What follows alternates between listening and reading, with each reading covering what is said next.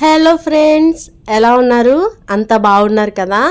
So ఒక variety రెసిపీతో variety kit మీ ముందుకు వచ్చేసింది. చాలా అథెంటిక్ ఫ్లేవర్తో ట్రెడిషనల్ బిర్యానీ, అంటే ఇది బిర్యానీ కాదు, కొబ్బరి పాలతో చేసే కొబ్బరి అన్నం అండి. కానీ బిర్యానీల కన్నా మాత్రం తీసిపోదండి. సో మనం ఎలా చేద్దామో చూద్దాం. ముందుగా కొబ్బరి ముక్కల్ని తీసుకోవాలి. ఈ కొబ్బరి ముక్కల్ని చక్కగా చిన్న చిన్నగా కట్ చేసుకోవాలండి. అంటే మనకి మిక్సీలో మళ్ళీ ముక్కలు రాకుండా చక్కగా పేస్ట్ అవ్వడం కోసం ఇలా ముక్కలు తరుక్కుంటాము. అలా తరుక్కున్న ముక్కల్ని వాటర్లో వేసి కడిగేసి ఇలా మిక్సీ జార్లో ముందుగా వాటర్ లేకుండా మిక్స్ చేసి ఆ తర్వాత వాటర్ పోసుకొని మళ్ళీ ఒక్కసారి గ్రైండ్ చేసుకోవాలి. ఆ గ్రైండ్ చేసుకున్న మిశ్రమాన్ని ఒక క్లాత్ తీసుకొని కాటన్ క్లాత్లో మనం పిండుకున్నట్లయితే వాటి నుంచి పాలు వస్తాయి. వాటర్ పోయమన్నాను కదా అని ఎక్కువ పోయకూడదండి, కొబ్బరి మాత్రమే ఎక్కువ ఉండాలి. సో ఇలా తీసుకున్న కొబ్బరి పాలని పక్కన పెట్టుకొని రైస్ తీసుకుంటాం. నేను 2 గ్లాసులు రైస్ తీసుకున్నానండి. అంటే 2 గ్లాసులకి 4 గ్లాసులు కొబ్బరి పాలు కావాలి కదా.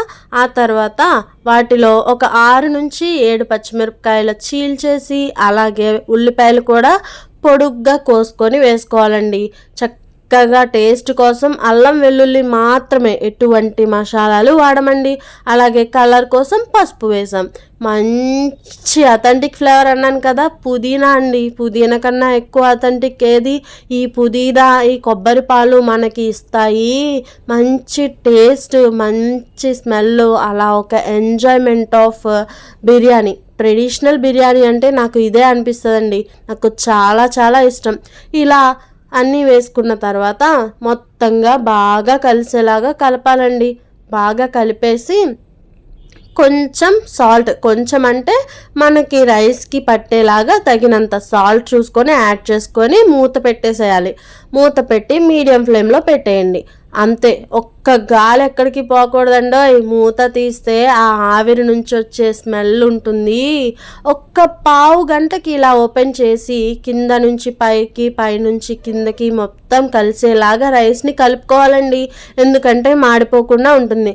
ఆ తర్వాత ఒక్కసారి పలుకు చూడాలి. కొంచెం ఇలా ఎక్కువ పలుకుగా ఉంది అనుకుంటే కనుక వాటర్ చల్లుకోవాలి. లేదు పర్వాలేదు ఇలా మీడియంగా ఉంది అనుకుంటే మళ్ళీ మూత పెట్టి ఒక 10 నిమిషాలు సిమ్లో పెట్టేసి ఉడికించాలండి. చూసారా, చక్కగా ఉడికిపోయి ఎంత బాగుందో. ఈ ఇంట్లో వండితే 4 ఇళ్ళకి వస్తుందండి వాసన.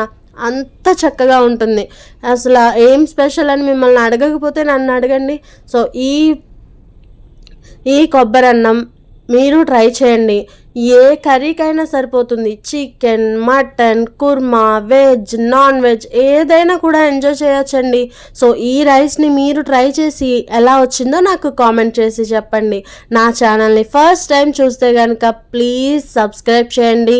నా వీడియో కనుక నచ్చితే లైక్ చేయండి. ఏమైనా నా నుంచి మీరు ఎక్స్పెక్ట్ చేస్తే దాన్ని కామెంట్ రూపంలో నాకు తెలియచేయండి. Thank you for watching friends.